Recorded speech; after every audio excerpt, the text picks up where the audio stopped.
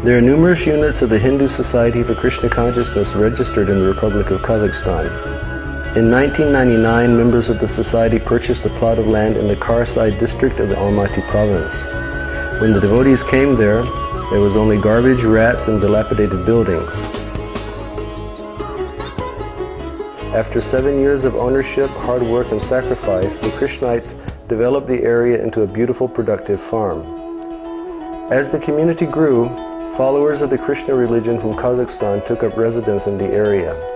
They legally acquired cottages, engaged in agriculture, and lived peaceful lives. On Sundays, the congregation gathers for prayer, worship, and discourse. In 2002, the Society for Krishna Consciousness was officially registered by the Kazakhstan Department of Justice on the territory of their farm. Thus, the society conducted its activities in accordance to the laws of Kazakhstan.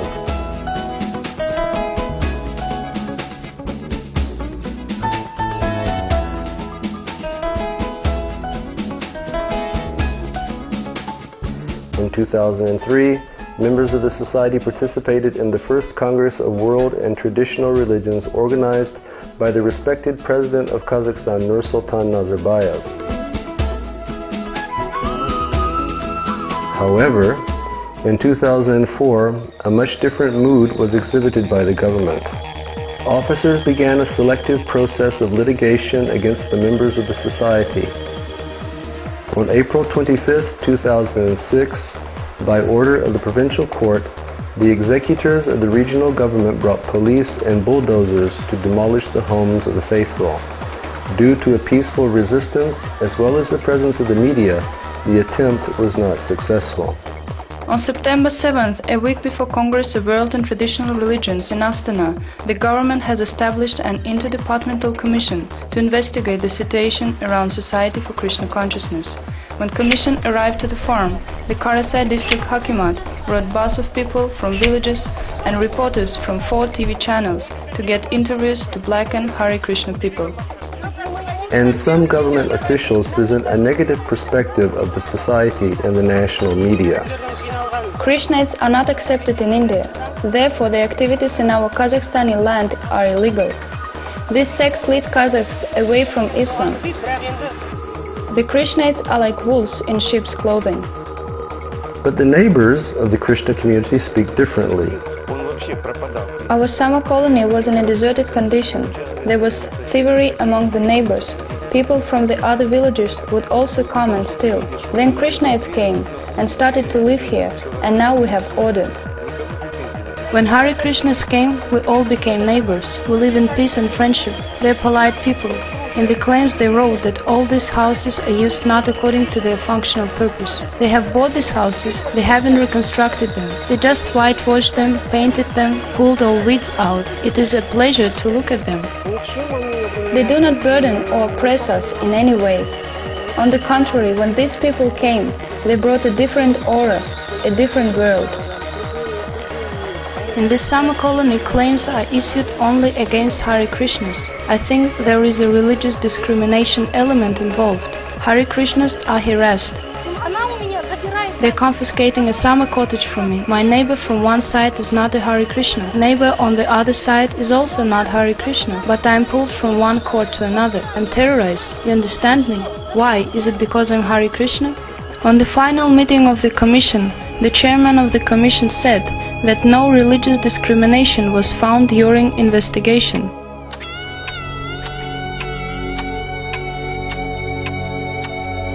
On the 21st of November 2006, electricity was suddenly disconnected from the entire community.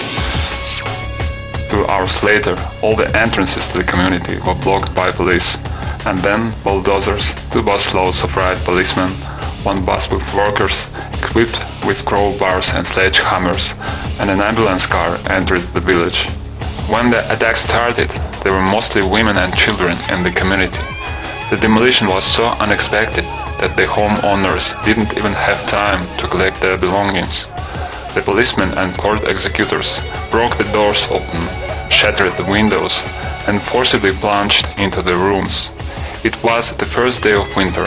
Snow was falling. All the furnishings of the faithful were thrown to the dirt of the street.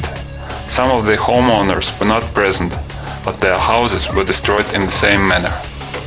Journalists, human rights officers, and even the owners of the demolished cottages were stopped by the police and couldn't enter the village.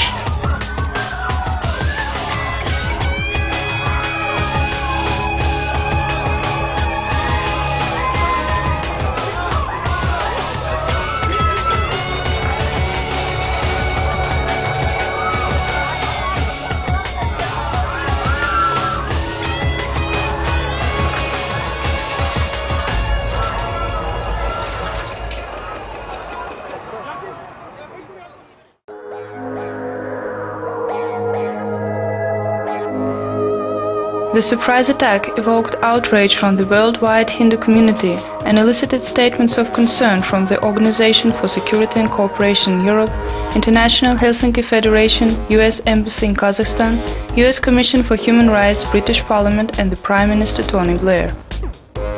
The local authorities and the Commission failed to fulfill their main task to examine the situation and make a fair and compromised decision which would satisfy all the parties as far as possible, say human rights observers. Instead, they tried to intimidate the community by destroying their houses, which is the outrage upon the international standards. Last November, dozens of the community members were left roofless after the demolition of their houses. The government didn't offer any alternate housing to them. In spite of all these difficulties, not a single member of the community has left. They continue the deity worship and actively preach. All the inhabitants of the community strongly believe that the Shivering Davan Dam project in Kazakhstan will continue to exist and develop.